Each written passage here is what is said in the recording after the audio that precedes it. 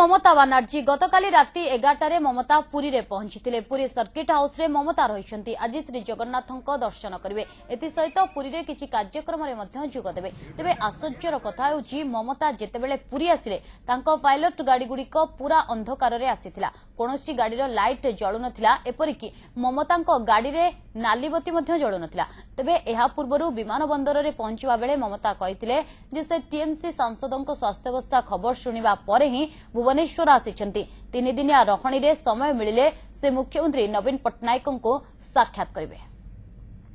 एने अधिक सूचना देबा पई हम सहित फोन लाइन रे अछंती हम प्रतिनिधि चितरंजन महांती। चितरंजन वर्तमान पुरी रे रहिछंती पश्चिमबंग मुख्यमंत्री ममता बानार्जी केतेबेले श्रीजीव को दर्शन करिवे सेने स्पष्ट सूचना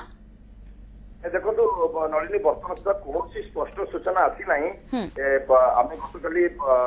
संध्या समय अपेक्षा करूँ राति 11 तो ममता बानार्जी गाड़ी आसला जो भाई परिस्थिति आसला तो समस्त देखिक आचंबित हो जाते कारण पायलटिंग गाड़ी कारकेट गाड़ी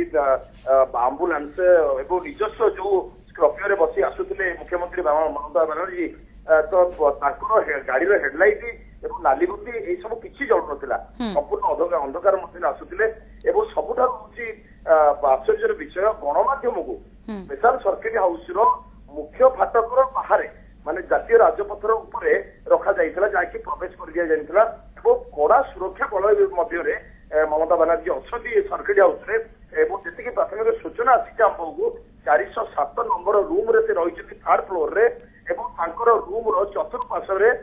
कला कोनार आवरण दि जाइछि एवं आज सकाळु आमे भोर 5टा पहुंची सर्किट हाउस